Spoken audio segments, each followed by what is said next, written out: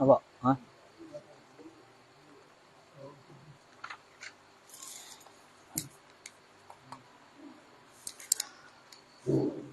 Assalamualaikum warahmatullahi wabarakatuh.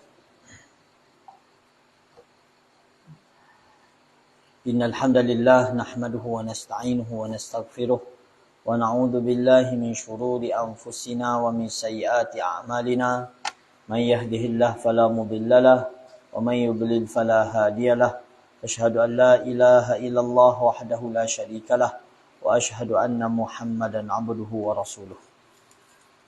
Allahumma salli ala Muhammad wa ala ali Muhammad kama sallaita ala Ibrahim wa ala ali Ibrahim wa barik ala Muhammad wa ala ali Muhammad kama barakta ala Ibrahim wa ala ali Ibrahim fil alamin innaka Hamidum Majid. Allahumma ansurul ikhwanana al-mujahidin wal mustad'afin fi Palestin wa fi Gaza. Amin ya rabbal alamin. Amma ba'du, qala al-muallif rahimahullahu ta'ala, muka surat 105 ni. Muka surat 105. Kita sambung pengajian kita daripada kitab Perisai Sekalian Mukallaf di atas akidah salaf karangan Syekh Abdul Qadir Al-Mandili rahimahullahu ta'ala, syarahan kepada kitab Aqidah Tahawiyah yang dikarang oleh Imam At-Tahawi rahimahullahu ta'ala. Qala al-muallif rahimahullahu ta'ala, wal mu'minuna kulluhum awliya'ur rahman. Wal mu'minun kulluhum awliya'ur rahman. Dan sekalian yang beriman, semua mereka itu kekasih Tuhan yang amat pemurah. Dan sekalian yang beriman, semua mereka itu kekasih Tuhan yang amat murah. Semalam kita dah belajar dengan Al-Fadhil Ustaz Fikri berkenaan hadis tentang ciri-ciri awliya, ciri-ciri wali. Ciri utama seorang wali ialah dia melaksanakan syariat Allah. Dia melaksanakan segala kewajipan yang Allah wajibkan atas diri dia dan dia memperbanyakkan amalan-amalan yang disunatkan. Itu ciri penting seorang wali. Maka sekiranya ada orang yang mengaku ataupun didakwa, ataupun ada orang yang mengatakan seseorang ni wali Allah, tiba-tiba dia tidak melaksanakan tuntutan kewajipan ke atas dia.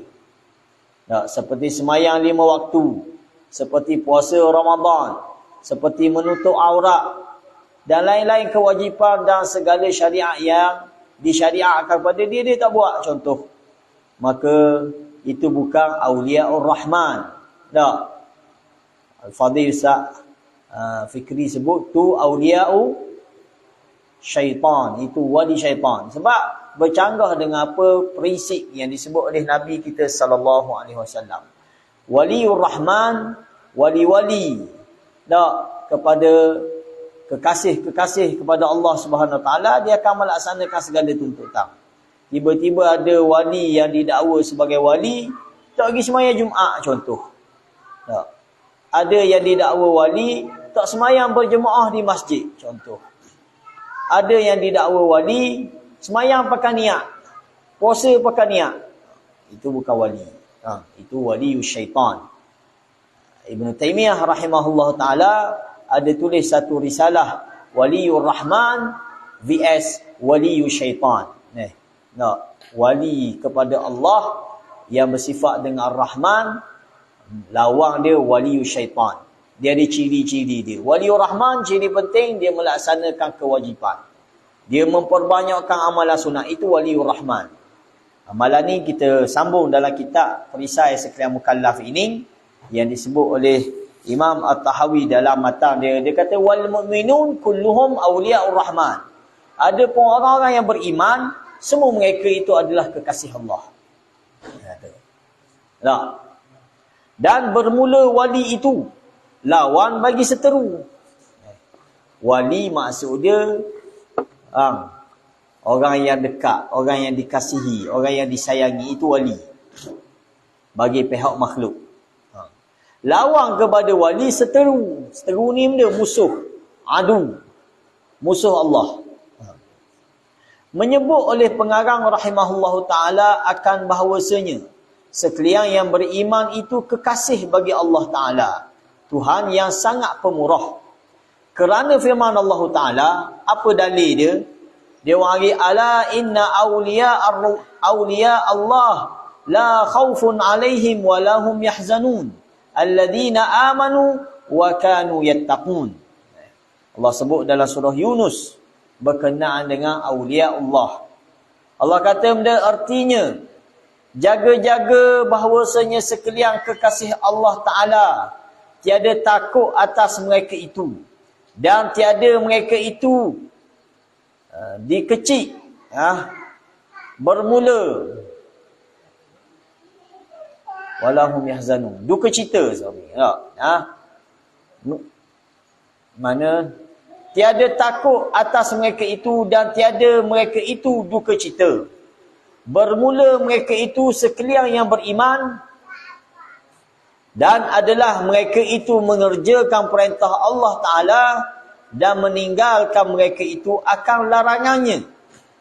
Itu sifat wali. Allah kata benda, ala ketahuilah, hati-hati, inna awliya Allah, sesungguhnya wali-wali Allah, kekasih-kekasih Allah, la khawfun alaihim, mereka ni tidak ada rasa takut. Tak. Allah tak akan beri mereka rasa takut dengan musuh dan sebagainya. Walahum yahzanun, dan mereka tidak akan berduka cita dalam kehidupan dunia ni. Mungkin mereka diuji, mungkin mereka ditimpa musibah, tetapi mereka la yahzanun. Siapa mereka ni? Allah kata alladhina amanu. Wali-wali Allah ni yang dimaksudkan ialah orang-orang yang beriman. Wa kanu yattaqun, dan mereka sentiasa bertakwa kepada Allah. Nah, itu wali Allah. Benda bertakwa sini, Tuan Syekh kita Syekh Abdul Qadir Al-Mandili, dia syarah bertakwa iaitu yang mengerjakan segala perintah dan meninggalkan segala larangan. Itu orang yang bertakwa.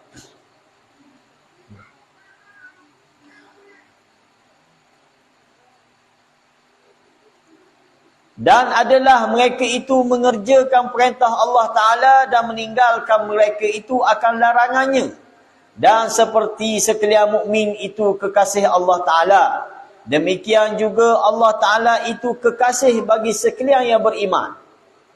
Orang beriman semua kekasih Allah berdasarkan ayat ni. Tak. Cuma ada peringkat-peringkat dia. Tak. Ada tahap-tahap dia orang yang beriman ini. Ada yang lemah iman dia, ada yang kuat iman dia. Tak.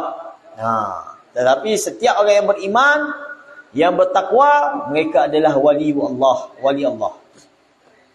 Dan Allah pula, memang Allah ni wali kepada orang-orang yang beriman.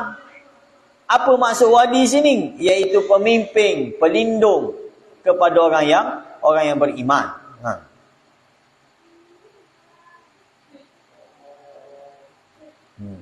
Demikian juga Allah Ta'ala itu kekasih bagi sekalian yang beriman. Kerana firman Allah, Allahu waliyul ladhina amanu yukhrijuhum minadh dhulumati ilan nur. Allah sebut dalam ayat ni tak? Allah kata benda artinya bermula Allah Ta'ala kekasih mereka yang beriman. Wali sini kita boleh terjemah kekasih, dan juga boleh terjemah sebagai pemimpin, boleh juga terjemah sebagai pelindung kepada orang yang beriman. Artinya bermula Allah Ta'ala kekasih mereka yang beriman, mengeluarkan ia akan mereka itu daripada segala gelap kufur kepada cahaya iman. Allah sebut dalam ayat ni, Allah waliyul ladina amanu. Allah adalah pemimpin, pelindung kepada orang-orang yang beriman. Yukhrijuhum minadh dhulumati ilan nur. Dan Allah telah mengeluarkan orang-orang yang beriman dari kegelapan. Gelap benda ni, gelap kekufuran. Penyakit kufur ni, Allah nisbahkan dia adalah satu kegelapan. Dalam surah An-Nur, Allah nyatakan kegelapan kekufuran ni Allah gambarkan, Allah beri perumpamaan seperti kegelapan duduk di dalam laut yang dalam. Tak, fi bahrin luji Allah kata. Tak. Di dalam laut yang dalam. Mana gelap dalam laut yang dalam ni? Gelap dalam laut yang dalam ni, gelap yang tanpa cahaya. Kita, kalau kita duduk dalam satu tempat, satu bilik ke, ataupun dalam gua, yang tak sampai cahaya dalam tu, maka pada masa tu gelap yang sangat-sangat. Tak nampak benda. Sehingga Allah gambarkan gelap di laut mati, di laut dalam ni, Allah kata, lam yakad yaraha. Tak. Idza akhraja yadah lam yakad yaraha, Allah kata. Apabila dia keluarkan tangan dia dalam laut, kita duduk dalam laut dalam. Laut dalam ni mana? Laut dalam. Antara laut dalam, laut Pasifik, tu laut dalam. Okay. Antara laut dalam, laut Filipin, itu laut dalam. Laut dalam ni istilah yang Allah guna bahrul luji. Laut yang dalam. Dalam setara mana? Dalam sampai tahap tak sampai cahaya dalam. Tak ada cahaya. Sehingga kalau mu keluarkan tanganmu, Allah kata dalam laut dalam ni mu tak nampak. Lam yakad yaraha. Hampir-hampir dia tak dapat melihat tangan dia sendiri. Kalau orang ngaji ilmu sains, dia ada cahaya, dia ada warna-warna kan. Warna pelangi tu nak. Tak? Dalam laut dalam ni semua warna tak sampai. Sebab cahaya tak ada. Sekiranya orang berdarah di dalam laut dalam tu, dia darah, tangan dia terluka, dia keluar darah, dia tak akan dapat melihat darah tu warna merah. Sebab tak ada cahaya. Itu perumpamaan yang Allah beri, kegelapan di laut dalam. Maka orang yang kufur ni, orang yang kafir, Allah kata seumpama itulah kegelapan yang mereka hadapi. Kegelapan demi kegelapan, zulumat. Tak. Allah kata kegelapan yang berlapis-lapis. Mula-mula kegelapan arus di dalam laut. Kemudian kegelapan yang ditipu kerana ombak di atas laut. Kemudian kegelapan yang ketiga adalah awan yang melindungi cahaya matahari untuk menyampaikan cahaya ke dalam laut itu. Itu kegelapan. Allah kata dalam ayat ni, Allah waliyul ladina amanu yukhrijuhum minadh zulumat. Allah tak kata satu zulmah, tapi zulumat, banyak kegelapan. Tak. Allah adalah pemimpin, pelindung kepada orang-orang yang beriman. Dialah yang mengeluarkan orang-orang yang beriman itu dari kegelapan yang banyak tadi. Kegelapan kekufuran. Kekufuran ni berlapis-lapis. Tak. Ila nur, kepada cahaya iman. Kepada cahaya iman. Tetapi, Tuan Pengarang kata, bermula kasih Allah Ta'ala ini setengah daripada rahmatnya Ta'ala. Tiada ada ia seperti kasih makhluk akan makhluk. Bila kita kata Allah waliyul mu'minin, jangan kita anggap Allah ni sama macam ke makhluk. Tak. Mak sayang ke anak. Makhluk sayang makhluk. Beza dengan Allah sayang makhluk. Faham? Tak boleh kita samakan sifat Allah ni dengan sifat makhluk. Sebab tu sebahagian firqah dalah dalam Islam, dia menafikan sifat wali Allah ni, sifat kekasih ni. Dia kata Allah tak boleh jadi kekasih. Allah tak boleh ada sifat sayang. Sebab sifat sayang ni makhluk, dia kata. Allah tak boleh ada sifat ghadab, sifat marah, sifat murka. Sebab sifat marah, sifat murka ni sifat makhluk. Maka dia menafikan sifat Allah. Ini dia panggil golongan mu'attalah. Golongan yang menafikan sifat-sifat Allah. Sedangkan kita ahli sunnah, kita beriman dengan segala sifat yang dinisbahkan kepada Allah Subhanahu Wa Taala. Sama ada sifat zatiyah dia ataupun sifat af'al dia, kita terima belaka. Cuma kita kata sifat-sifat ini tak serupa dengan makhluk. Sebagaimana sifat kasih tadi. Tidaklah sama sifat kasih Allah dengan sifat kasih makhluk. Seorang mak sayang ke anak, dia ada keinginan, dia ada kesedihan kalau berpisah dan sebagainya. Itu sifat kasih makhluk sesama makhluk. Adapun Allah Allah kasih dia kepada orang beriman, dia tidak berhajat pada orang beriman tu tak. Adapun seorang ibu, dia kasih ke anak dia, dia berhajat kepada anak dia. Seorang suami, dia kasih kepada isteri dia, dia berhajat kepada isteri dia. Begitulah sebaliknya. Itu kasih sesama makhluk. Tak.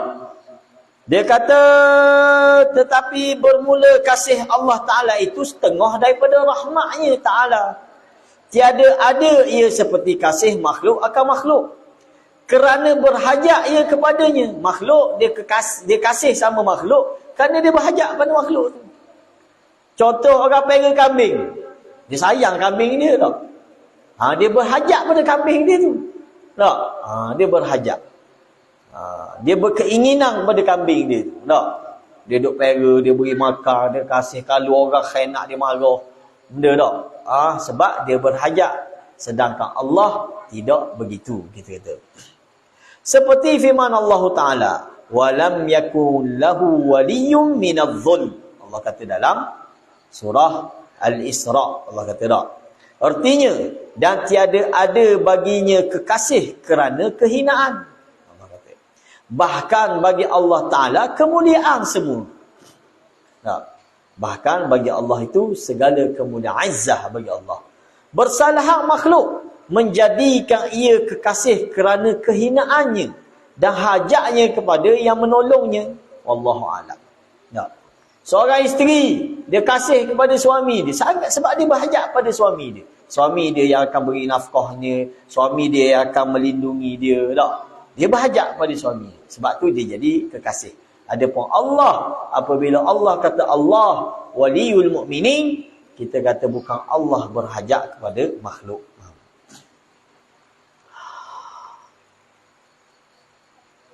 Yang seterusnya, wa akramuhum 'indallahi atwa'uhum wa atba'uhum lil Qur'an. Wa akramuhum 'indallah atwa'uhum wa atba'uhum lil Qur'an. Kita kata betul, semua orang beriman dia adalah kekasih Allah, tetapi dia ada level dia. Ada tahap-tahap dia. Tak, ada orang tinggi tahap dia, ada orang rendah level dia. Tak.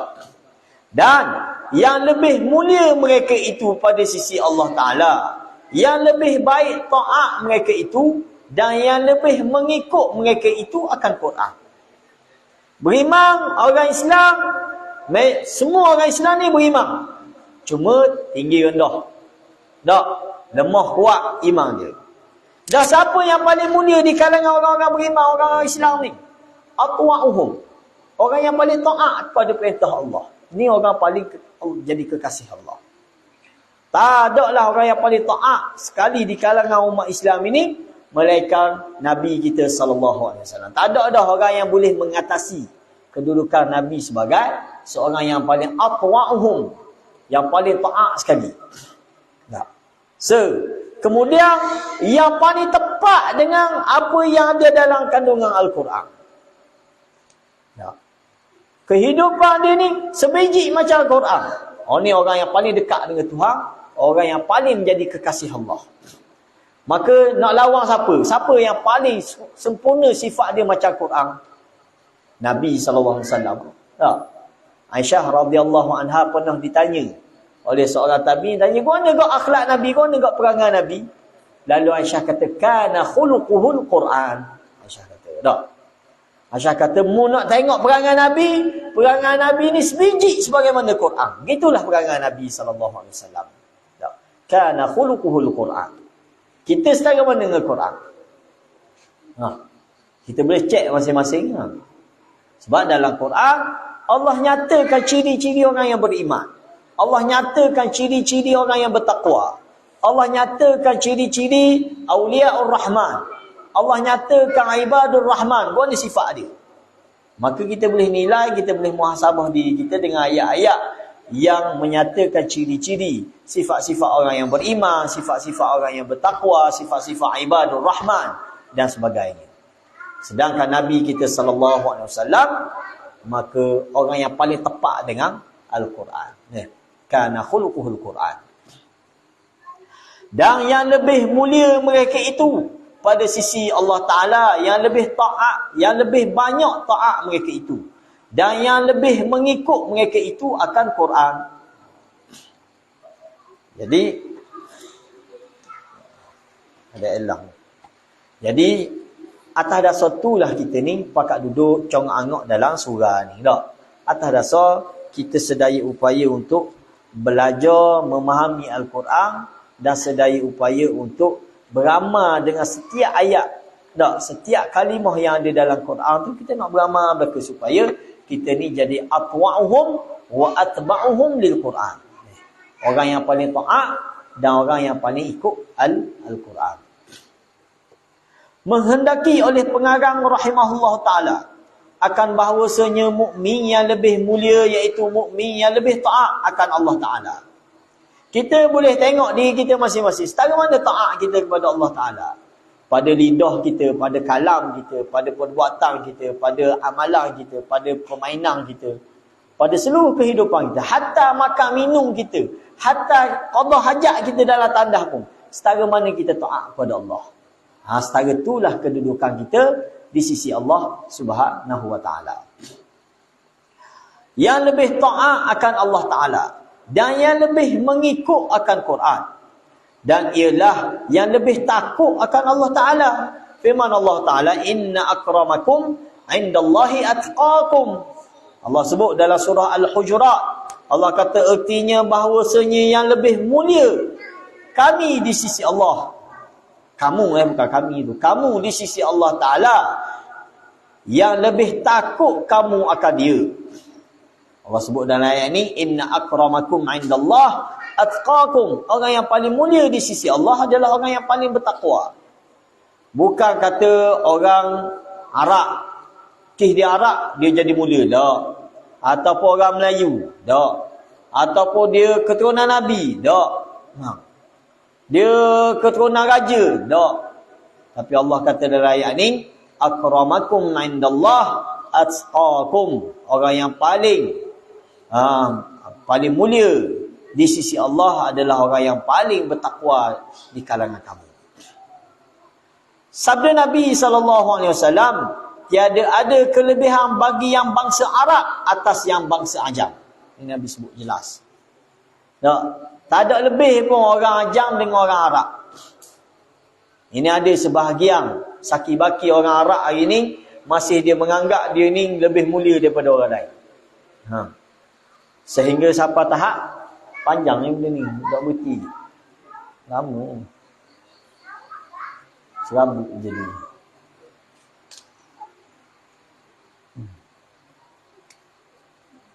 Okey. Biar dulu. Okey. Jadi setengah orang Arab hari ni ada lagi saki-baki yang menganggap bangsa Arab lebih mulia daripada bangsa lain. Sehingga sampai tahap tak kufu untuk nikah. Tak boleh. Orang Ajam tak boleh nikah dengan Arab. Zaman Ustaz belajar di Yaman dulu, ada seorang sahabat nikah dengan orang Arab lah, orang Yaman. Tak? Bila nikah, lepas sudah nikah, tiba-tiba keluarga pihak orang puan tak setuju. Oh, marah. Padahal kalau nikah ni anak syekh. Anak syekh. Dah keluarga tak setuju. Sampai tahap keluarga pergi marah syekh ni. Sampai kemuncaknya terpaksa dipisahkan, terpaksa bercerai. Sebab alasan keluarga tak sekufu, dia kata. Tak setanding. Arab dengan Melayu ni tak setanding, tak boleh. Arab lebih lagi. Ini kefahaman jahiliah yang dibuang oleh Nabi kita SAW. Nabi kita hapuskan penyakit ini. Kalau kita perhatikan zaman Nabi SAW, Nabi pernah kahwinkan bangsa Quraisy dengan bekas hamba. Nabi pernah kahwin. Tak. Zainab pernah dikahwinkan dengan siapa? Dengan Zaid bin Harithah. Zaid ini seolah dia bekas hamba, dia bukan bangsawan Quraisy. Nabi nak hapuskan benda ni. Nampak tak? Tapi sebahagian orang dia faham, dia kata kena, tak boleh. Tok Said kena nikah dengan Said. Ni kena nikah dengan ni. No. Megak kena nikah dengan megak. Pangang kena nikah dengan pangang. Tak boleh. Kita kata betul, kita boleh nikah, kita dituntut, boleh kita letak, kita nak mencari keturunan. Sebab Nabi sebut dah, tunkahul mar'ah di arba', Nabi kata. Dinikahi seorang wanita itu kerana 4 perkara. Kerana kecantikan dia. Tak. Kerana harta dia. Kerana nasab keturunannya. Dan kerana agamanya, Nabi kata. Jika kamu pilih kerana agama, Nabi kata, taribat yadak. Nabi kata lah, kamu akan puas hati kalau mau pilih kerana agama. Dah boleh tak saya nak nikah kerana kecantikan? Boleh. Tak ada masalah. Cuma tak boleh letak mesti wajib kena cantik. Tak. Ataupun ada orang nak nikah dengan orang kaya. Senang, boleh goyang kaki je tak? Cari jutawan tu. Janda-janda hok jutawan tu nikah. Senang. Duduk senang. Boleh tak? Boleh. Ataupun nikah kerana keturunan. Boleh. Tak ada masalah. Tapi Nabi pesan kepada kita, tak, nikahlah kerana agama dia. Tak, kerana agama dia, taribat yadak. Nabi kata, mu akan rasa puas hati. Mu akan rasa cukup apabila ada agama. Tak. Cantik, tak tahan. Cantik siapa ketua? Comel. Dan tua kedua pula. Faham? Betul? Keturunan, setara mana ya keturunan ni? Pak kali keturunan 4 orang Nabi. Tapi jahat nak mampu. Tak ada faedah tak? Faham? Bukan kerana benda tu, kita kata boleh kita nak nikah kerana keturunan. Nak Tok Said, nak cari Syarifah. Tak ada hak. Syarifah nak cari Tok Said. Tak ada hak. Tapi tak boleh sampai tahap pegang. Mesti, wajib. Kalau tak ada Said, tak ada Syarifah, tak boleh nikah. Tak mati ngebujang lagu tu. Tu bukan agama. Tak ada tuntutan agama situ. Sampai tahap ada sebahagian faham, kalau nikah juga boleh jadi zina dan sebagainya. Wallahiyazubillah. Kita kata ini fahaman jahiliyah. Tak. Sebab Allah sebut dalam ayat ni, inna akramakum indallah atqakum. Orang yang paling mulia di kalangan kamu adalah orang yang paling bertakwa. Bukan Tok Said, bukan megak, bukan ni, bukan raja dah. Tapi yang paling bertakwa. Yang paling bertakwa. Dan dalam hadis ni Nabi kata tiada ada kelebihan bagi yang bangsa Arab atas bangsa Ajam. Tak ada apa-apa kelebihan. Berak sama busuk. Arab pun berak busuk, Ajam pun berak busuk kok. Tak kata bila agak berak berwangi. Tak apalah. Boleh kita kata dia ada kelebihan. Tak, sama busuk, ketuk pun sama busuk. Maka tak ada kelebihan, Nabi kata. Tak. Tiada ada kelebihan bagi yang bangsa Arab atas yang bangsa Ajam. Dan tiada yang bagi bangsa Ajam atas bangsa Arab. Dan tiada bagi yang putih atas yang hitam. Tak boleh, saya putih, saya rasa saya hebat. Tak. Mu putih ke kalau mu bermaksiat kepada Allah, mu akan dibakar dalam api, hitam parang esok. Kena bakar. Faham? Tak. Tapi orang hitam kilat, tapi beriman, bertakwa. Dia paling mulia di sisi Allah. Bukan kerana warna kulit, bukan kerana bangsa, bukan kerana keturunan. Tak. Yang lebih di kalangan kita ni, siapa yang paling bertakwa? Siapa yang paling taat kepada Allah? Siapa yang paling dekat dengan Tuhan? Siapa yang paling mengikut Quran dan sunnah? Dia yang paling. 4 kali dia keturunan Nabi, tapi paling hal yang buat bid'ah, tak ada nilai di sisi Nabi SAW. Tak. Walaupun dia mari ngadak akhirat besok, dia kata, ya Rasulullah ni keturunanmu ni, Rasulullah. Tapi bapa buat bid'ah. Maka benda Nabi kata akhirat besok, di telaga Nabi, di haud, Nabi kata, suhqan suhqa. Gijauhmu, gijauh. 4 kali mu keturunan aku pun, tapi kalau mu tak ikut sunnah, ikutan cara beragama aku ni, mu bukan dari kalangan aku. Laisa minni, Nabi kata. Bukan dari kalangan aku. Akan dihalau daripada telaga Nabi. Nak kita dihalau daripada telaga Nabi. Kalau tak ambuh, usaha sedaya mungkin untuk beramal dengan segala sunnah yang ditinggalkan oleh Nabi SAW. Jangan mendabik dada, saya keturunan. Saya keturunan Nabi. Tapi dalam kehidupan dia, pakaian dia, makanan dia tak serupa pun dengan apa yang ditunjuk oleh baginda Nabi sallallahu alaihi wasallam. Suhqa. Jauh. Tak. Dan tiada bagi yang hitam atas yang putih melainkan dengan takwa. Artinya menjunjung akan perintah Allah Ta'ala dan menjauhkan akan larangannya. Menceritakan oleh empunya sunan. Hadis ini hadis yang diriwayatkan dalam sunan. Wallahu a'lam.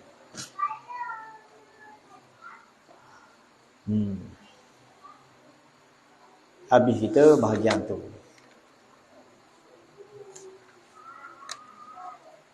Ada masa sikit lagi. Kau apa? Syat. Masuk dah. Lapang? Oh, okey. Berhenti situ kita. Lepas ni kita masuk. Wal imanu huwal imanu billah. Wa malaikatihi. Wa kutubihi wa rusulihi. Wal yawmil akhir. Wa bil qadari khairihi wa syarrihi. Wa hulwihi wa murrihi. Minallahi ta'ala. Sampai situ. Subhanakallahumma.